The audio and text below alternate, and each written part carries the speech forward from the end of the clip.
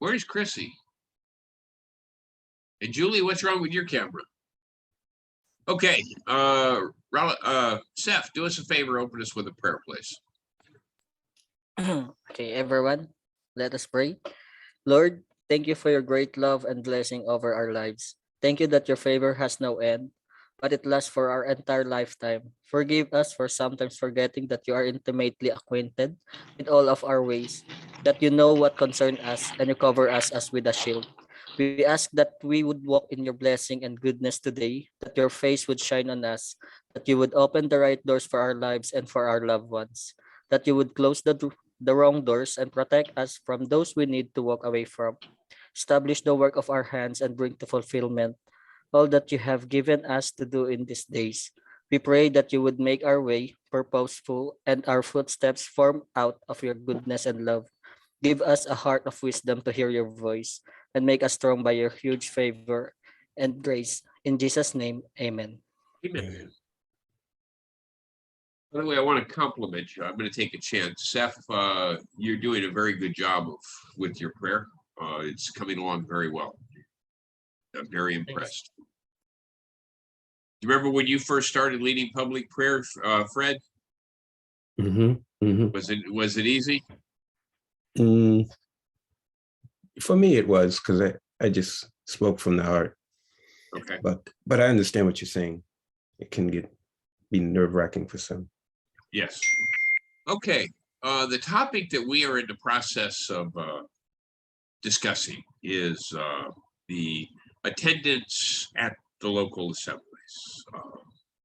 We ask, why should you attend the service? And the reasons we came up with is the Lord has commanded it. Jesus Christ is our Savior. We don't have the right to think that it's the responsibility of other people to gather, but not us, because God does not show partiality. It is the will of Christ that we should edify or build up each other. We need to be where spiritual food is going to be provided if we are going to grow stronger spiritually. We need, along with others, to be showing in public our thanksgiving. We needed to give back to the Lord as we have prospered. There's commands on that. Christ told us to remember him on the Lord's Day through the Lord's Supper, and we are doing it. We will be showing the world that we believe that God's promise to come again, and we'll be proclaiming that belief to the whole world. So what if you fail to attend regularly? Give me James chapter 4, verse 17. James chapter 4 and verse 17. And Lynn, you're up first today.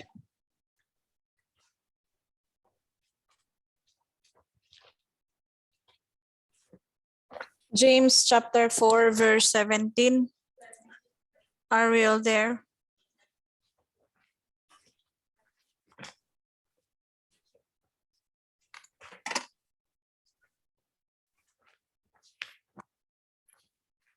Okay. James chapter 4, verse 17. So whoever knows the right thing to do and fails to do it, for him it is sin. Okay. Question for you, class. Do we know that we are supposed to attend service?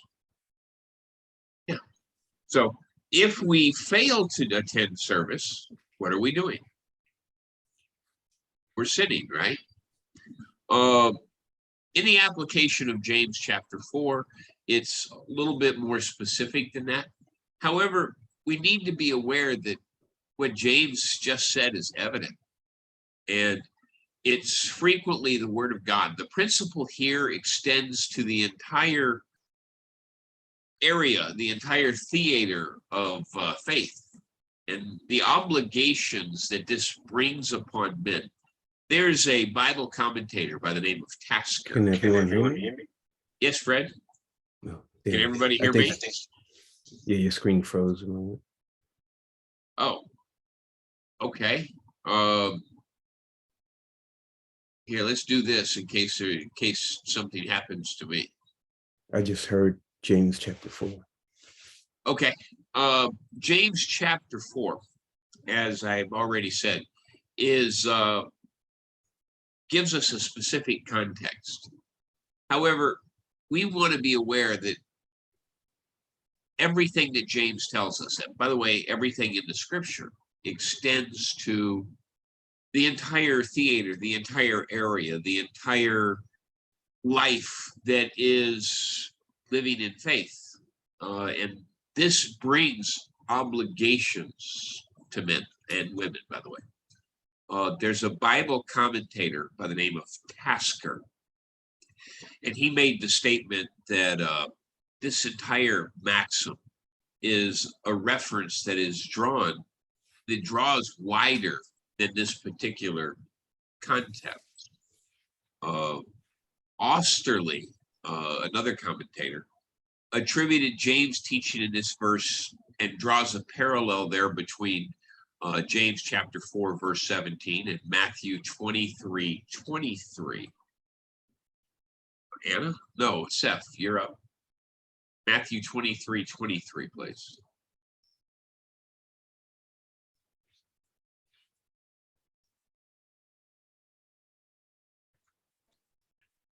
Matthew 23:23, sir. Yes, please. Okay. Matthew chapter 23, verse 23 says, "Woe to you, scribes and Pharisees, hypocrites, for you tithe mint and dill and cumin, and have neglected the weightier matters of the law, justice and mercy and faithfulness. This you ought to have done without neglecting the others." So now there's a question here. What is Jesus Christ saying? Steph, what does Matthew 23:23 say to you?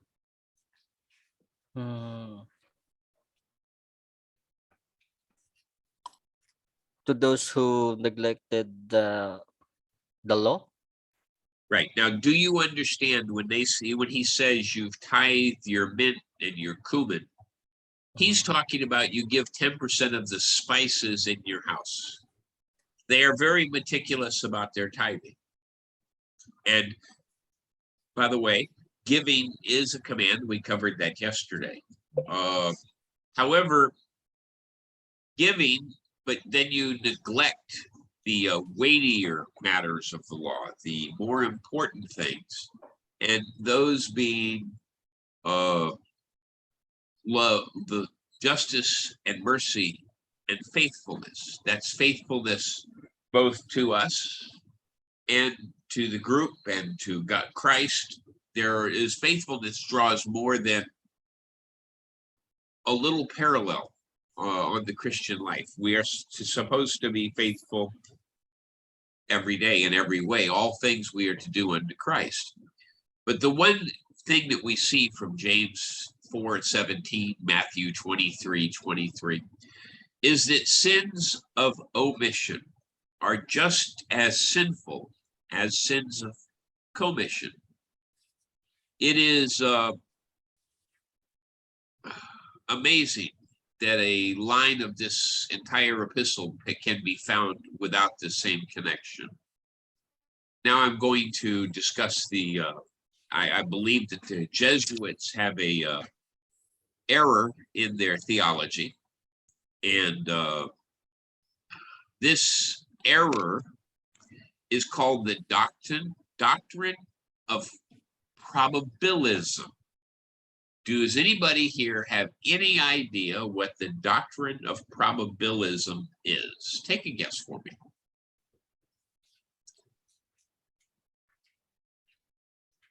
Nalin. Seth. No idea, sir. No idea also, sir. Okay. Mila. Same, sir. No idea. Raleigh. I have no idea, sir.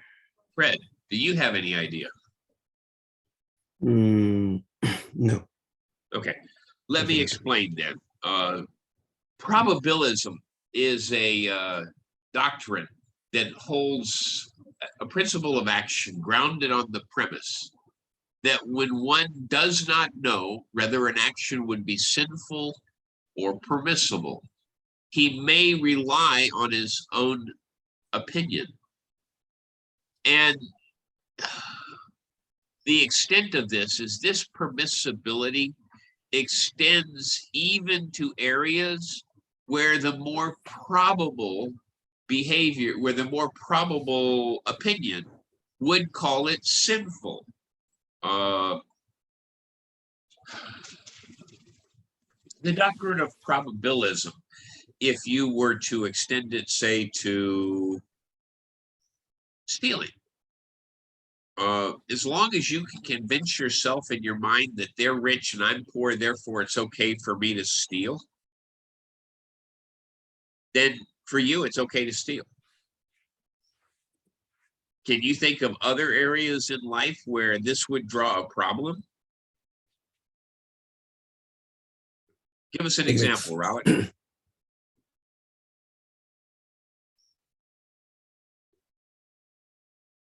Fred? I think Rollick just unmuted. Say it again. Go ahead. I said, I think Rollick was going to answer. Go ahead, Rollick. You got to unmute though. Okay. What is the question again, sir? Well, I explained that the doctrine of probabilism allows you to call anything that you think might not be sinful, not sinful, even if the consensus or the more probable opinion is that that behavior, it would be sinful. For example, if I told myself, you're rich, I'm poor, therefore it's okay for me to steal from you, under the doctrine of probabilism, it's not sinful. No, sir. It's a simple. Right, but can you, that's, we're picking on we are explaining the error of the doctrine of probabilism. The question that was given to you was, other than theft, can you think of an area in life where somebody might misapply this?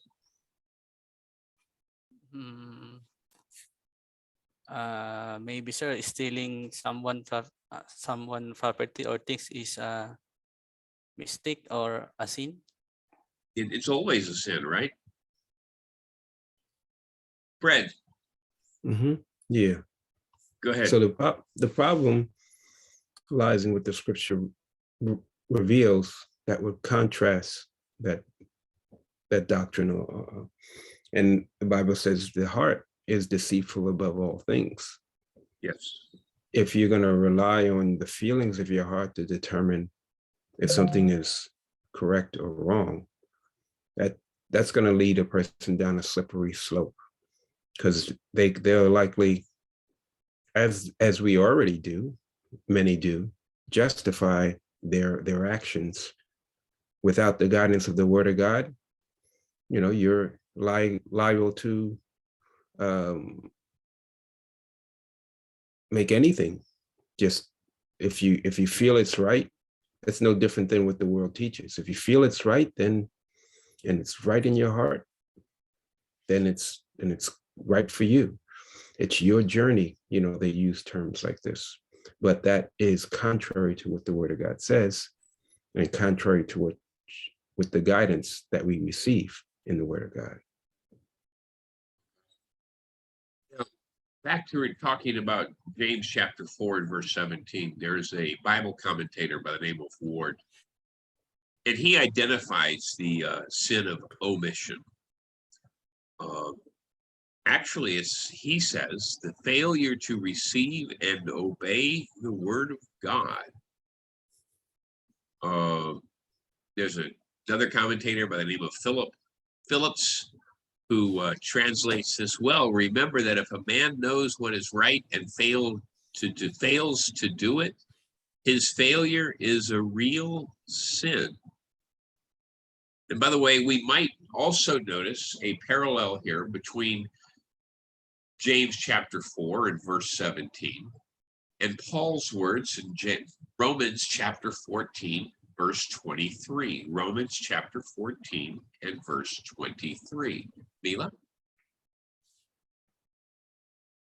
I think your screen, I don't know, for me, it froze a moment. What's that, sir? I Romans- didn't heard you. Okay. Romans Ye- chapter 14 and verse 17, please. 14 Romans. 14:23, sorry. 14:23. It's 12:17, Rolik. Romans 14:23.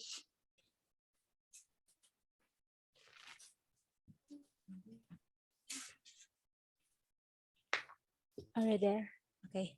Romans chapter 14, verse 23. But whoever has doubt is condemned if he eats, because the eating is not from faith. For whatever does not proceed from faith is sin. Whatever does not proceed from faith is sin. Going back to our original question, what are you doing? What happens if you don't attend service, since you know that it's something we're supposed to do? I'm making sins. I'm sinning. I'm committing a sin, right? Okay. Yes.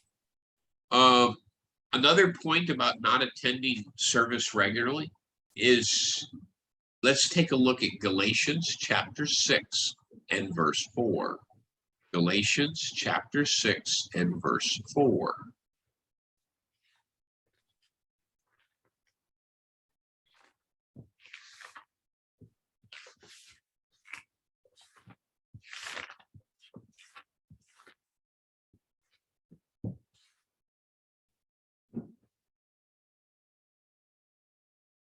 Sorry about my internet today, guys. Galatians chapter 6, verse 4. Raleigh, you haven't read yet, right? Yes, sir. Okay. Galatians chapter 6, verse 4. But let each one test his own work, and this his reason to boast will be in himself alone and not in his neighbor. In verse 5, Fred. For each one should carry his own load. Okay. One of the things we want to notice here is, let each man prove his own work, and then work, and then he shall have glorying in a reward. If we are part of the family, if we are part of the family of Christ, do we each have a share in the work that takes place in our congregation? But if you're not doing your part, what are you actually doing?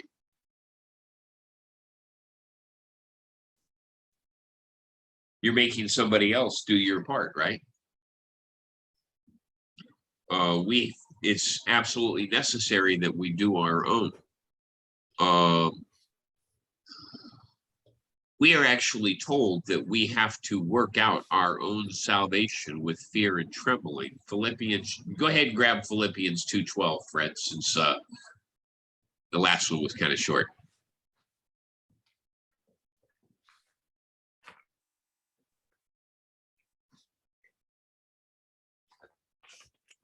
Philippians chapter 2, verse 12. Correct? All right, Philippians 2, I'm going to read verse 2. Therefore, my dear friends, as you have always obeyed, not only in my presence, but how much more in my absence, continue to work out your salvation with fear and trembling. So the work that we do is work that we have to do in order to do our part, in order to be serving Christians, in order to be the man or woman that God wants us to be. Give me 1 Thessalonians chapter 1 and verse 3. 1 Thessalonians chapter 1 and verse 3. And that'll be Julie.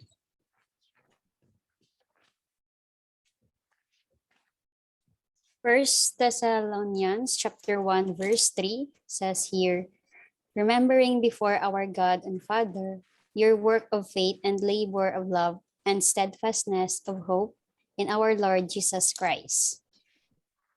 Okay, so we are supposed to labor in love, right?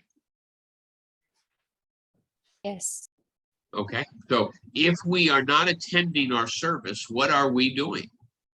We are putting our work on somebody else, right? Additionally, if you fail to attend regularly, it sets a bad example and it puts other people in a position to commit sin. If you fail to attend, it hinders the teachings of those that are in sin and error. We've heard it said, or at least I have, that for some people, the only Bible they're going to ever read is the life that you live. Colossians chapter 4, verse 5. Let's take a look at that, please. Colossians chapter 4, verse 5, Elaine.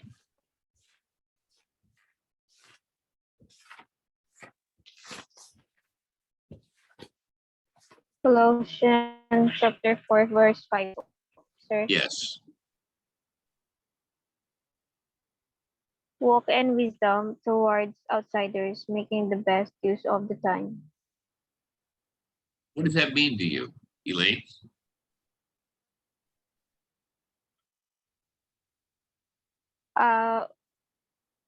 Walk, ano sir, you walk with,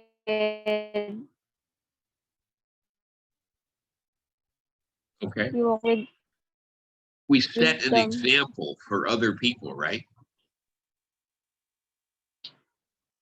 Walk so that people, walk when with, it says, you will walk, sir, with knowledge very good. and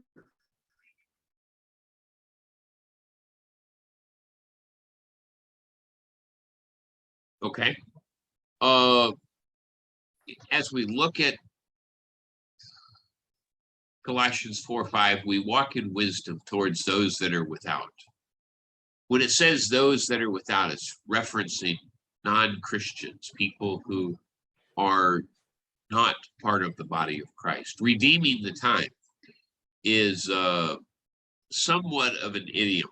It means buying up the opportunities, taking advantage of all occasions to do good, such as etc. There's a very similar verse in Ephesians chapter 5 and verse 15. Ephesians 5 and 15. Chrissy?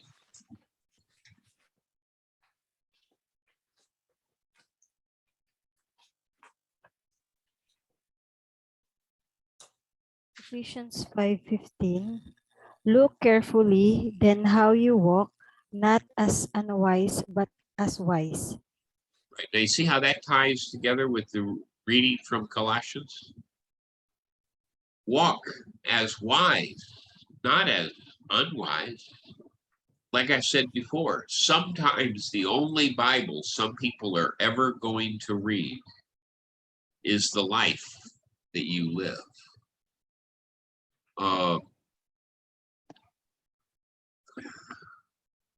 What about the action of the church towards those who do not faithfully worship? Should we take action on that? And let's take a look at God's word. 1 Thessalonians chapter 5, verse 14. Anna, your camera is down, but can you read?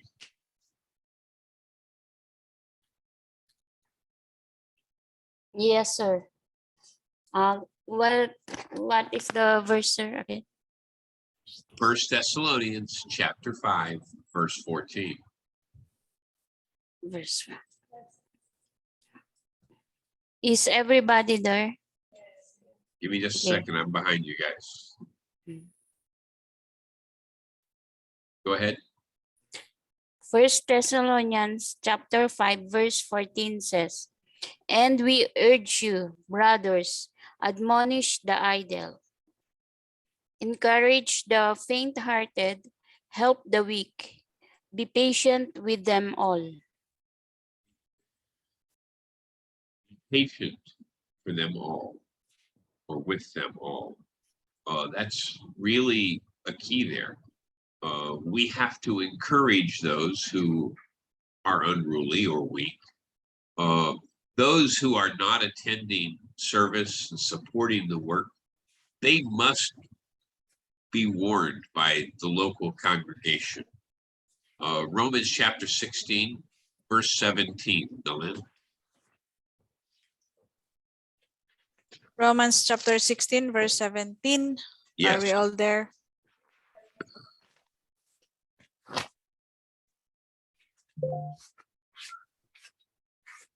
Romans chapter 16, verse 17. we're good. I appeal to you, brothers, to watch out for those who cause divisions and create obstacles contrary to the doctrine that you have been taught. Avoid them. Avoid them. So people who are causing divisions, what are we supposed to do? We're supposed to avoid them. Give me 2 Thessalonians chapter 3 and verse 6. 2 Thessalonians chapter 3, verse 6. Seth?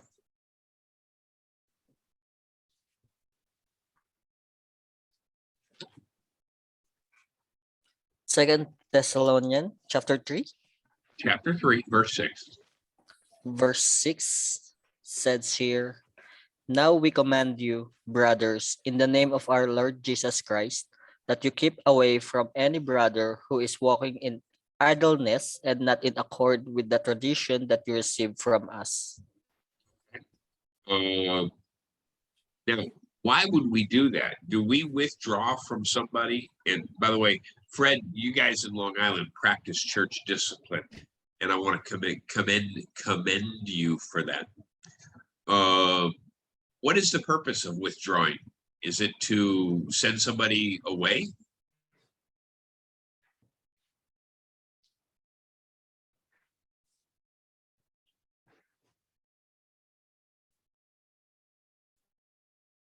Fred? You asking me? Yes, Oh, I sir. thought it was asking in general. No, I was at, oh, understand, this is something you can speak, I happen to know you can speak to right, fairly effectively, so sure. that's why I Yeah. ask you, because I know at Long Island, you guys practice church discipline. When you withdraw Yeah. fellowship, is it so that people go away and go to hell? No. The purpose is to, one, help them see the seriousness of their own actions that they may be blinded by. But the ultimate purpose is for them to return in fellowship, for them to practice repentance and reinstate themselves with the fellowship through change of action. Very good. You guys are in the book of 2 Thessalonians chapter 3, verse 16, please. Say it again. What? Verse 2 Thessalonians 3 and 16. Mila, I think it's you. 2 Thessalonians chapter 3, verse 6. Now, 16, 16. 16. Yes, sir. Verse 16. Yes, please. Okay. Now may the Lord of peace himself give you peace at all times in every way. The Lord be with you all. So God wants us to have peace, right? We withdraw from somebody so that they can be restored. If somebody is in error, we should teach them and try to draw them back, tying into what Fred said. Galatians chapter 6 and verse 1, please. Galatians chapter 6 and verse 1. Rollick?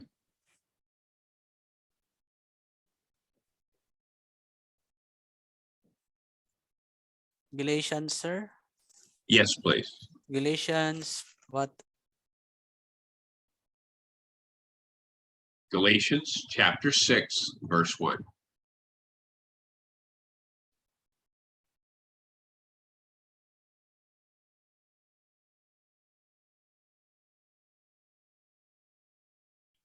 You are who are spiritual should restore him in spirit and gentleness. Keep watch on yourself, lest you too to be tempted. So how do we restore somebody?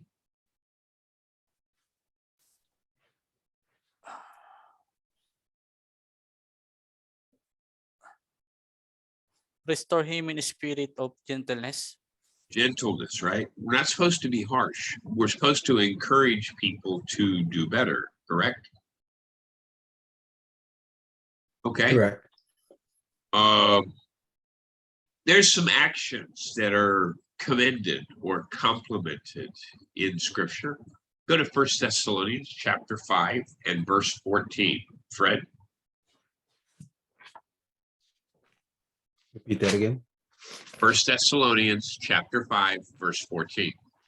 First Thessalonians chapter 5, verse 14.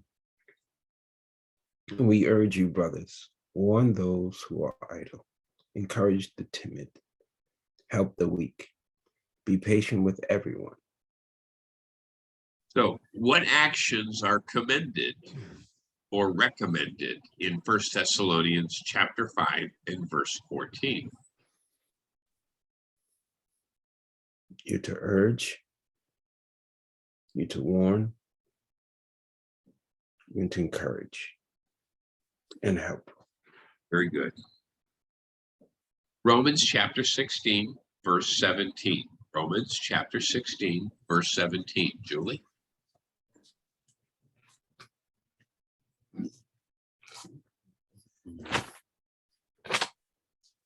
Romans chapter 16, verse 17 says here, I appeal to you, brothers, to watch out for those who cause division and create obstacle. Contrary to the doctrine that you have been taught, avoid them. So what behavior is the Apostle Paul recommending to us in Romans chapter 16, verse 17?